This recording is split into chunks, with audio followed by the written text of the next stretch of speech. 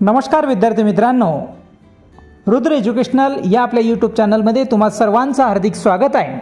सेवेत असणारे आणि सेवेत नव्याने दाखल होणारे सर्व शिक्षक बंधू भगिनी आपल्या सर्वांना TET ही परीक्षा अनिवार्य केलेली आहे। आणि विद्यार्थी मित्रांनो, खरंच TET या परीक्षेची आपल्या सर्वांमध्ये जेवढी भीती निर्माण झालेली आहे, खरंच तितकी TET कठीण आहे का?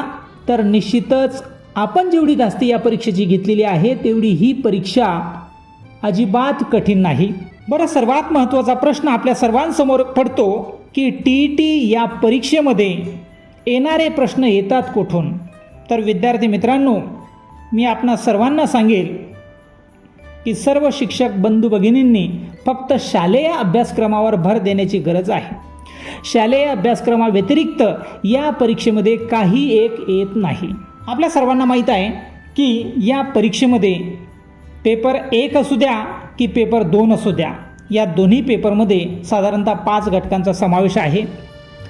मराठी असेल, इंग्रजी असेल, बालमानसशास्त्र असेल, पर्यावरण असेल, तर या पर्यावरणाअंतर्गत इतिहास हा जो विषय आहे, या विषयावर आजपर्यंत प्रत्येक प्रश्नपत्रिकेमध्ये साधारणतः 8 ते 9 प्रश्नांचा समावेश आपल्याला दिसतो।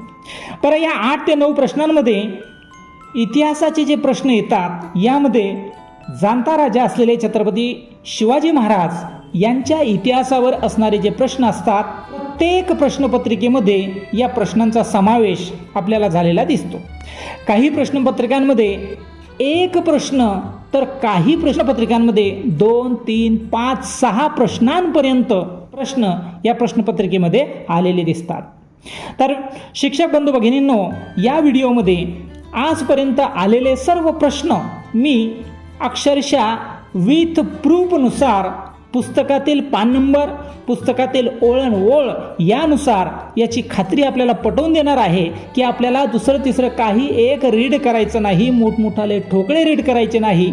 तर या प्रश्नपत्रिकेसाठी, या पेपरसाठी, मग पेपर 1 असू द्या, पेपर 2 असू द्या, आपल्या सर्वांना फक्त वाचायचा आहे तो शालेय अभ्यासक्रम। तर बघूया पेपर 1 मध्ये आजपर्यंत जे पेपर झालेले आहेत, या पेपर 1च्या प्रश्नपत्रिकांमध्ये छत्रपती शिवाजी महाराजांवर कोणकोणत्या प्रकारचे प्रश्न आलेले आहे, कोणकोणत्या पाठांमधून हे प्रश्न आलेले आहे।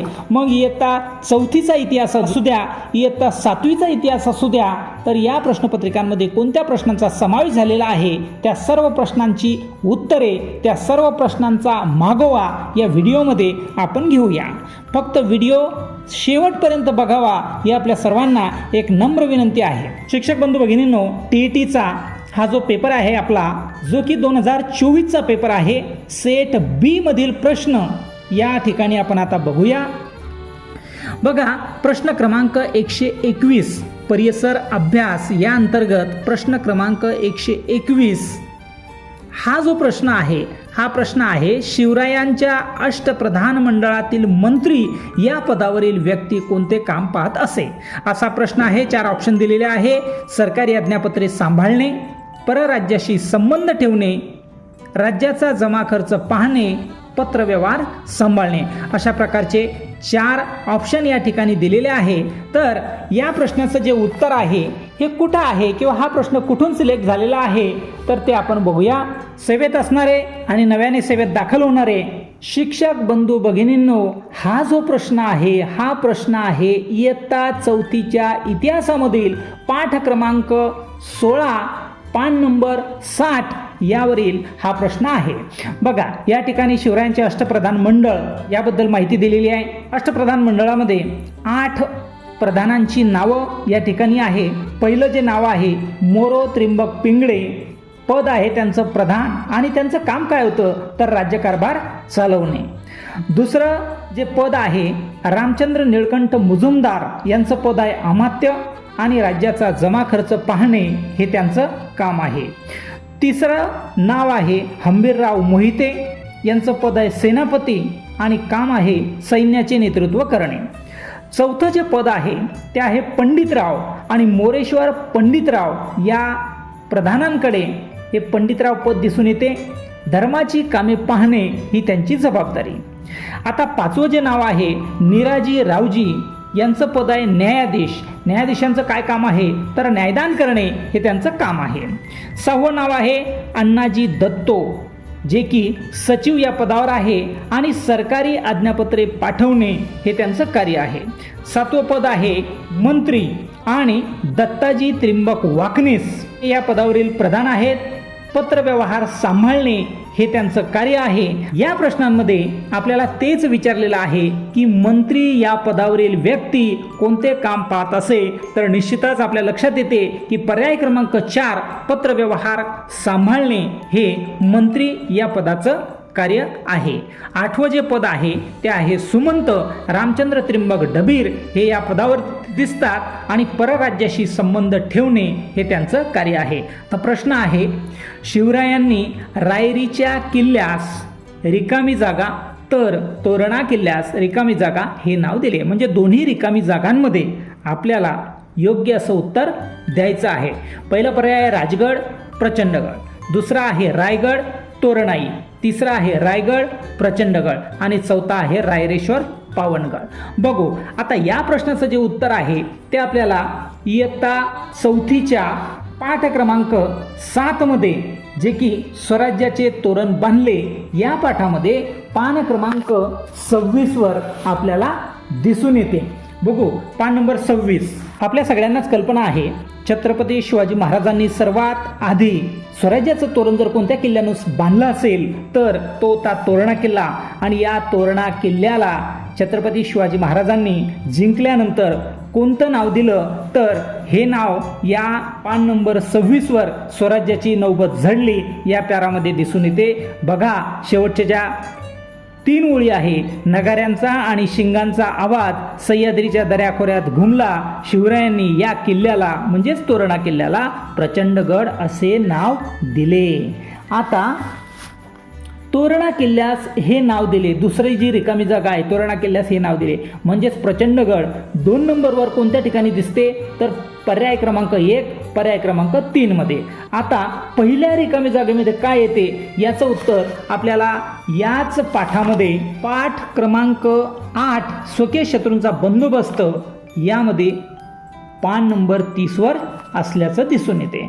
बघा किल्ले रायगड याविषयीचा जो प्यारा आहे त्यामध्ये जे शेवटच्या 2-4 ओळी आहे, हा किल्ला बघून शिवरायांना धन्य वाटले. कोणता किल्ला?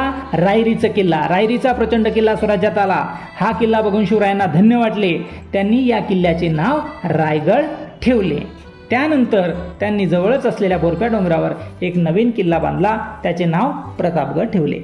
मग आपल्या या प्रश्नाचं उत्तर काय आहे तर पर्याय क्रमांक 3 रायगड आणि प्रचंडगड असं या प्रश्नाचं उत्तर दिसून येते. पुढचा प्रश्न 150 क्रमांकाचा हा जो पेपर आपण बघत आहोत तो पेपर आहे TETचा 2024चा पेपर सेट बी आणि त्यामधला 150 क्रमांकाचा प्रश्न परिसर अभ्यास यामधला. खालीलपैकी संत नामदेव यांच्याबाबत योग्य विधाने कोणती? पहिलं विधान आहे ए महाराष्ट्राचे आद्य कीर्तनकार, बी आपल्या विचारांचा पंजाबात प्रसार केला आणि सी गुरु ग्रंथ साहिब ग्रंथात काही पदांचे लेखन. मग याचं जे उत्तर आहे पान नंबर 3 पान नंबर 4 यावर संत नामदेवांची माहिती आहे. तर यामध्ये संत नामदेव हे महाराष्ट्राचे आद्य कीर्तनकार मानले जातात. संत नामदेवांनी आपल्या विचारांचा प्रसार संपूर्ण भारतभर केला.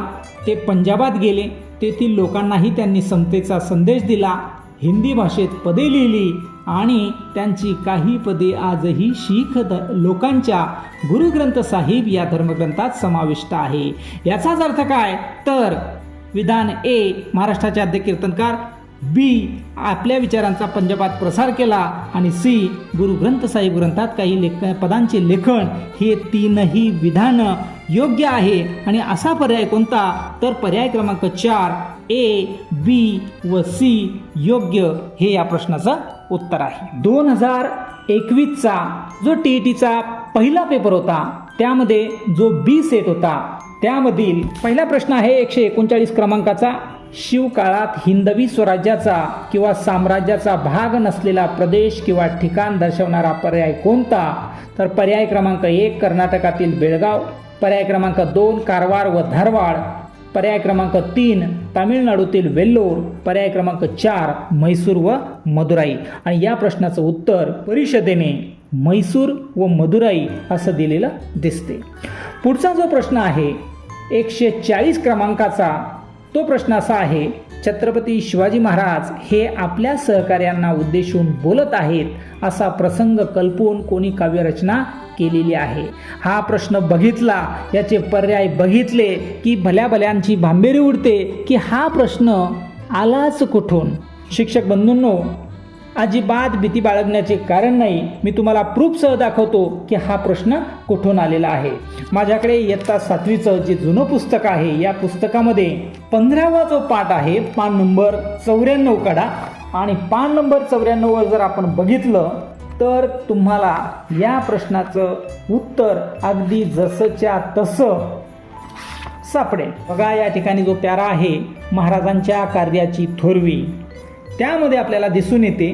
बघा, तमिळ काव्याचे पितामह सुब्रमण्यम भारती यांनी शिवाजी महाराज हे आपल्या सहकार्यांना उद्देशून बोलत आहेत असा प्रसंग कल्पून काव्यरचना केली आहे. काय पाहिजे विद्यार्थी मित्रांनो, अगदी जसंच्या तसं आपल्या पुस्तकात जर सापडत असेल तर आपण मोठमोठे ठोकळे वाचण्याची अजिबात गरज नाही. तर या प्रश्नाचं उत्तर कोणतं आहे, तर पर्याय क्रमांक 2 सुब्रमण्यम भारती हे या प्रश्नाचं उत्तर आहे. बघूया पुढचा प्रश्न. पुढचा प्रश्न आहे, मध्ययुगीन भारताचे पहिले आरमार दल कोणत्या शतकात उभारले गेले? पाठ क्रमांक 18, इयत्ता 4थीचा पाठ क्रमांक 18 शिवरायांची युद्धनीती हा जर आपण बघितला तर त्यामध्ये पान नंबर 69 वर आपल्याला आरमार दलाविषयी माहिती मिळते. अर्थातच छत्रपती शिवाजी महाराजांचा जो काळ होता तो 17व्या शतकाचा काळ होता आणि छत्रपती शिवाजी महाराजांनी आरमार दलाची सुरुवात केलेली दिसते. आणि म्हणून मध्ययुगीन भारताचे पहिले आरमार दल कोणत्या शतकात उभारले गेले असं जर आपल्याला पाहायचं असेल तर ते निश्चितच 17व्या शतकामध्ये आपल्याला पाहायला मिळते. पुढचा प्रश्न बघूया. 142 क्रमांकाचा प्रश्न, छत्रपती शिवाजी महाराज, शिवनेरी, समर्थ रामदास आणि आपल्याला प्रश्न विचारलेला आहे की कोणता पर्याय योग्य असेल. अर्थातच हा प्रश्न छत्रपती शिवाजी महाराजांचा जो जन्म आहे हा शिवनेरी किल्ल्यावर झालेला आहे, तर समर्थ रामदासांचा जन्म कोणत्या ठिकाणी झाला असा हा प्रश्न आहे. याही प्रश्नाचे उत्तर इयत्ता 4थीच्या पाठ क्रमांक 2 मध्ये पान नंबर 6 वर आपल्याला जसेच्या तसे दिसते. पर्याय आहे आपल्याकडे सज्जनगड, जांब, चाफळ आणि शिवथरगड अशा प्रकारचे पर्याय आहे. पुस्तकामध्ये जर आपण बघितलं तर आपल्याला दिसेल समर्थ रामदास या घटकांतर्गत त्यांचा जन्म मराठवाड्यात गोदावरीच्या काठी जांब या गावी रामनवमीच्या दिवशी झाला. कशाला ठोकळे पाहिजे? कशाला ठोकळे पाहिजे? आपल्या या शालेय अभ्यासक्रमामध्ये या सर्व प्रश्नांची उत्तरे आपल्याला समाविष्ट झालेली दिसतात. बघू पुढचा प्रश्न पाहू. प्रश्न आहे 143 क्रमांकाचा, शिवराय आपल्या सेवकांची किंवा सहकार्यांची पित्यासारखी काळजी घेत या वाक्याशी संबंधित स्पष्टीकरण देताना विद्यार्थ्यांना शिक्षक कोणाचा दाखला देणार नाहीत? हा प्रश्न फसवा आहे. कोणाचा दाखला देणार नाहीत असा प्रश्न आपल्याला विचारलेला आहे. पर्याय 4 आहेत, मदारी मेहतर, कान्होजी जेधे, प्रतापराव गुजर आणि बाजी घोरपडे.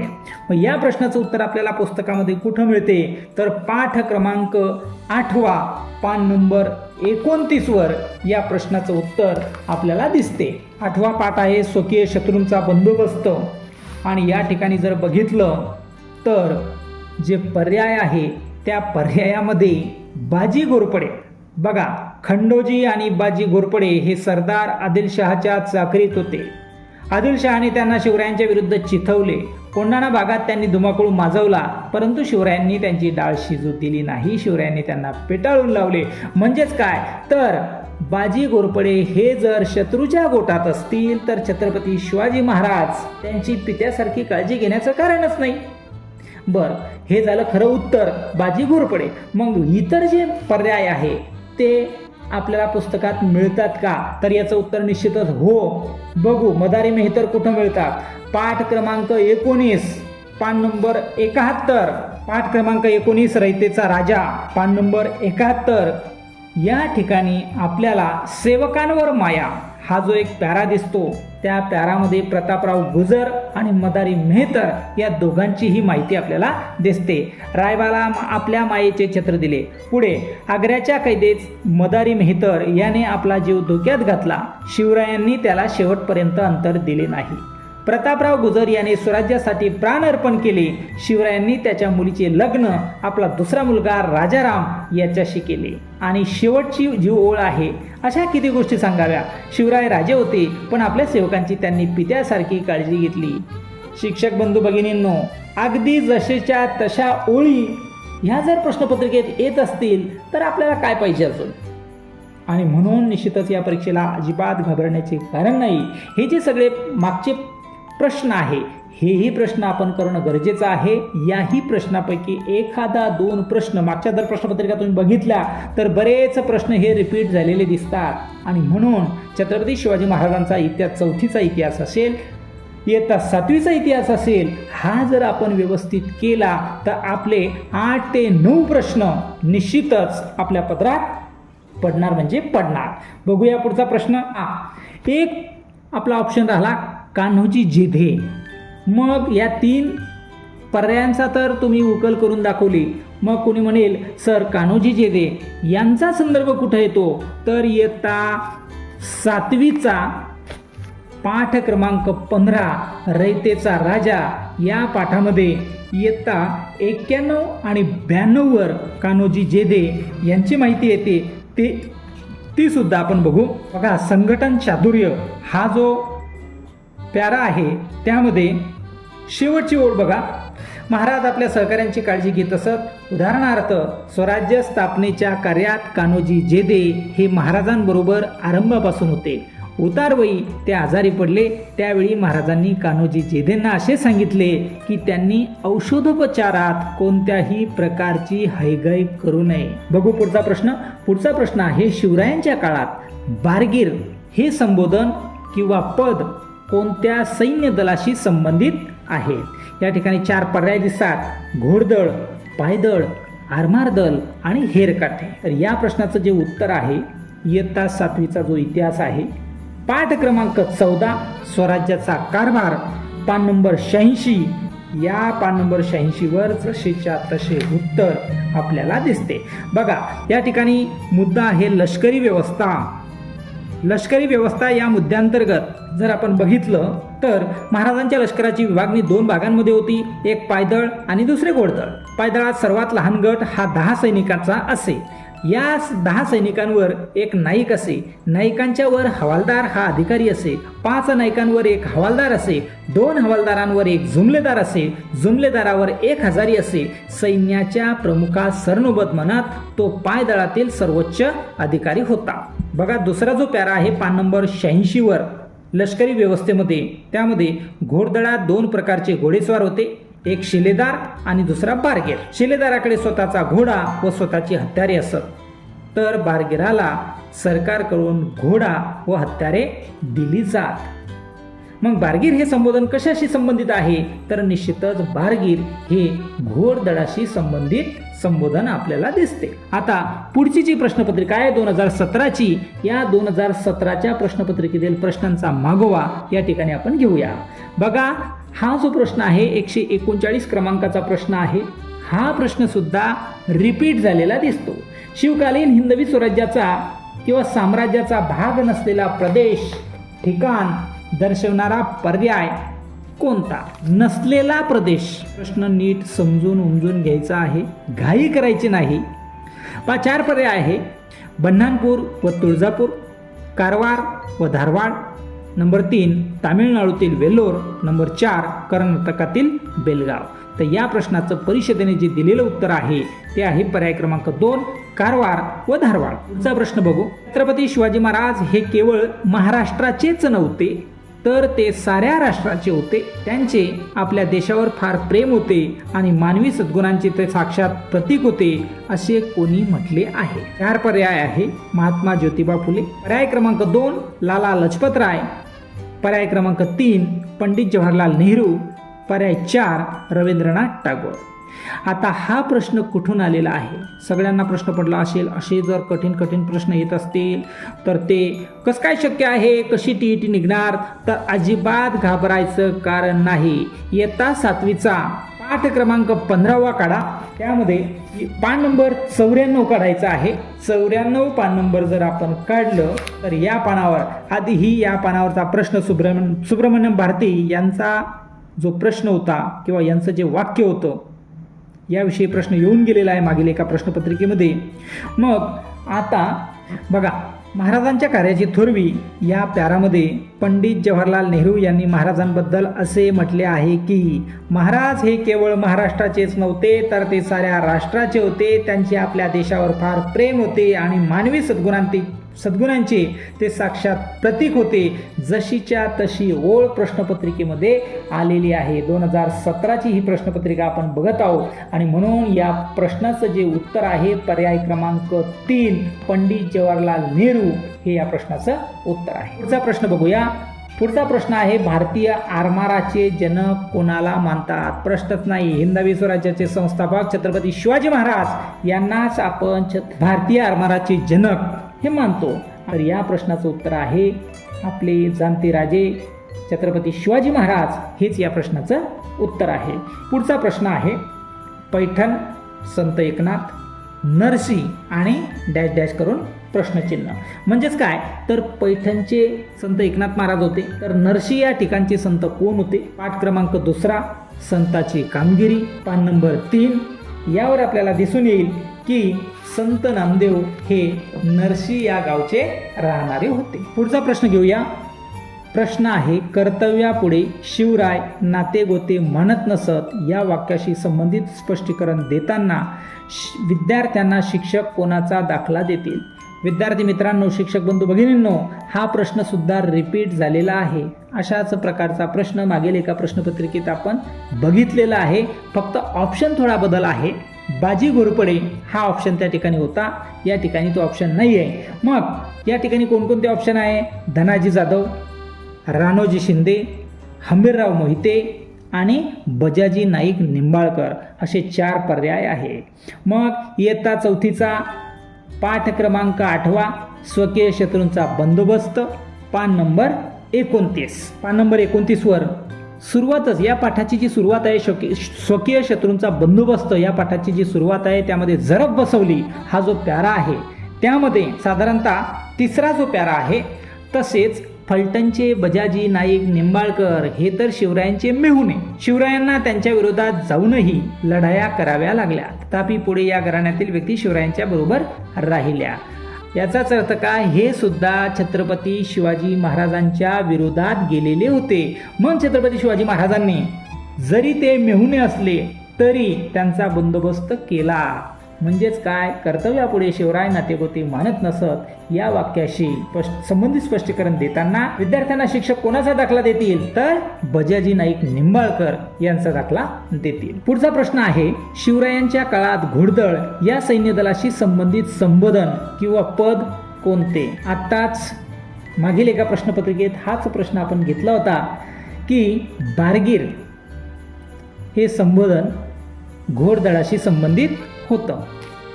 2016ची जी प्रश्नपत्रिका आहे या प्रश्नपत्रिकेत मात्र छत्रपती शिवाजी महाराजांवर एकच प्रश्न विचारलेला आहे. कोणता प्रश्न आहे तर खालीलपैकी योग्य विधान किंवा विधाने कोणते किंवा कोणती, म्हणजेच योग्य विधान आपल्याला ओळखायचं आहे.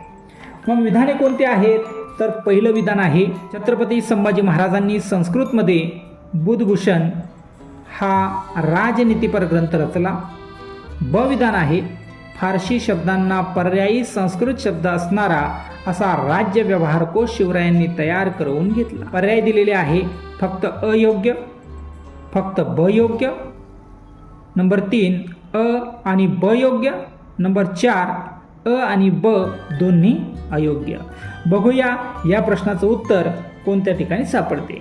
इयत्ता 7वीचा पाठ क्रमांक 16 मराठ्यांचा स्वातंत्र्य संग्राम हा जो पाठ आहे पान नंबर 98 वर या प्रश्नाचं उत्तर आपल्याला सापडते. संभाजी महाराजांचा मृत्यू असा जो प्यारा आहे त्यामध्ये शेवटच्या 2-3 ज्या ओळी आहे की त्यांनी म्हणजेच छत्रपती संभाजी महाराजांनी त्यांनी संस्कृतमध्ये बुधभूषण हा राजनीतीपर ग्रंथ रचला. म्हणजेच पहिलं जे विधान आहे ते तर बरोबर आहेच आहे. आता दुसरं जे विधान आहे, फारसी शब्दांना पर्यायी संस्कृत शब्द असणारा असा राज्य व्यवहार कोश शिवरायांनी तयार करून घेतला. याचा संदर्भ आपल्याला चौथीच्या इतिहासामध्ये पाठ क्रमांक 20 पान नंबर 75 वर मिळतो. बघा, पान नंबर 75 वर स्वदेशाभिमान हा जो प्यारा आहे, या प्यारामध्ये शेवटच्या ज्या 2-3 ओळी आहे त्यामध्ये या प्रश्नाचं उत्तर सापडते. शिवरायांना मायबोलीचा अभिमान होता. राज्यकारभारात मराठी शब्द वापरता यावेत यासाठी त्यांनी राज्य व्यवहार कोश हा ग्रंथ तयार करून घेतला. तर अशा प्रकारे या प्रश्नाचं उत्तर पर्याय क्रमांक 3 अ आणि ब दोन्ही योग्य असं उत्तर या प्रश्नाचं आहे. डिसेंबर 2013 मध्ये पहिल्यांदा TET घेण्यात आली. या TETच्या पेपरमध्ये छत्रपती शिवाजी महाराजांवर आधारित काय प्रश्न होते, तर पहिला प्रश्न आहे मुरुंबदेवचा किल्ला आणि खेळणा किल्ला यांची छत्रपती शिवरायांनी अनुक्रमे कोणती नावे नव्याने दिली. बघा, किल्ल्यांवर आधारित रिपीट प्रश्न होताना दिसत आहे. पुन्हा तेच प्रश्न आपल्याला या ठिकाणी या वेगवेगळ्या प्रश्नपत्रिकांमध्ये दिसतात. मग पहिला पर्याय राजगड विशाळगड, विशाळगड राजगड. तिसरा आहे रायगड प्रतापगड. चौथा आहे प्रतापगड आणि रायगड. म्हणजेच काय, तर मुरुंबदेवाचा किल्ला याला कोणतं नाव दिलं आणि खेळणा किल्ला याला कोणतं नाव दिलं, हा झाला मुख्य प्रश्न. आता या प्रश्नाचं उत्तर सापडते पाठ क्रमांक 7 इयत्ता 4थीचा इतिहास, पाठ क्रमांक 7 स्वराज्याचे तोरण बांधले, पान नंबर 26. बघा, पान नंबर 26 वर जर आलो तर स्वराज्याची पहिली राजधानी हा जो प्यारा आहे तो प्यारा बघा. एक दिवस शिवराय आपल्या निवडक सवंगड्यांसह या किल्ल्यावर चढले आणि त्यांनी किल्ला ताब्यात घेतला. कोणता किल्ला, तर मुरुंबदेवाचा किल्ला, जो की वरच्या प्यारामध्ये त्याचा संदर्भ आलेला आहे. तोरण्यावर सापडलेले काही धन मुरुंबदेवाच्या डागडुजीसाठी खर्च झाले. शिवरायांनी या किल्ल्याला नाव दिले राजगड. मग राजगड, मुरुंबदेवाचा किल्ला आणि राजगड काय संबंध आहे, तर पहिल्या पर्यायामध्ये मुरुंबदेवाचा किल्ला म्हणजेच राजगड हे आपल्याला दिसून येते. बाकी पर्याय पाहण्याची गरजच नाही. म्हणजेच काय, खेळणा किल्ल्याला विशाळगड असं नाव दिलं. बघा, पुढचा जो प्रश्न आहे तो आहे खालील पर्यायातील शिवरायांच्या अष्टप्रधान मंडळातील मंत्रिपद आणि त्यांची कामे यांची योग्य जोडी कोणती. बघा विद्यार्थी मित्रांनो, हा सुद्धा 2024च्या प्रश्नपत्रिकेतील प्रश्न अगदी सेम जसाच्या तसा, फक्त पर्यायामध्ये बदल आहे. म्हणजेच काय, अष्टप्रधान मंडळावरील हा प्रश्न आहे. अष्टप्रधान मंडळ आपल्याला चांगलं आणि नीटनेटकं करायचंच आहे. झोपेतून उठवलं तरी छत्रपती शिवाजी महाराजांचं अष्टप्रधान मंडळ आपल्याला व्यवस्थित सांगता आलं पाहिजे. बघा, 4 पर्याय आहे. पंडितराव पत्रव्यवहार सांभाळणे. पत्रव्यवहार सांभाळणे ही जी जबाबदारी होती मंत्री या पदाची होती. स्वराज्य कारभाराची घडी बसवली, पान नंबर 60 वर या प्रश्नाचं उत्तर आपल्याला सापडते. सचिवाचं काय काम होतं, तर सचिवाचं काम होतं सरकारी आज्ञापत्रे पाठवणे. अमात्याचं काय काम होतं, या ठिकाणी दिलेलं आहे परराज्याशी संबंध ठेवणे, पण हे काम होतं का, नाही. मग काय काम होतं, तर राज्याचा जमा खर्च पाहणे हे काम होतं. सुमंताचं काय काम होतं, या ठिकाणी दिलेलं आहे जमा खर्च पाहणे, पण सुमंताचं काम काय होतं, तर परराज्याशी संबंध ठेवणे. पंडितरावचं काय काम दिलेलं आहे, तर पंडितरावचं काम दिलेलं आहे पत्रव्यवहार सांभाळणे. पंडितरावचं काम हे होतं का, तर नाही. धर्माची कामे पाहणे हे पंडितरावचं काम होतं. मग उत्तर आहे सचिव सरकारी आज्ञापत्रे तयार करणे किंवा सरकारी आज्ञापत्रे पाठवणे हे या प्रश्नाचं उत्तर आहे. तर विद्यार्थी मित्रांनो, आतापर्यंत पेपर 1 मध्ये जेवढी प्रश्न छत्रपती शिवाजी महाराजांवर आलेले आहेत ते सर्व प्रश्न या व्हिडिओमध्ये आपण कव्हर केलेले आहे. हा व्हिडिओ जर तुम्हाला आवडला असेल, उपयोगी वाटला असेल तर निश्चितच व्हिडिओला लाईक करा. चॅनलला सबस्क्राईब केलेलं नसेल सबस्क्राईब करा आणि आपले जे मित्रमैत्रिणी असतील त्यांना हा व्हिडिओ शेअर करा. अशाच प्रकारचे नवनवीन व्हिडिओ जर आपल्याला हवे असतील, पाहिजे असतील तर कमेंट करा. निश्चितच इतर विषयांचे व्हिडिओसुद्धा आपण बनवण्याचा प्रयत्न करू. धन्यवाद.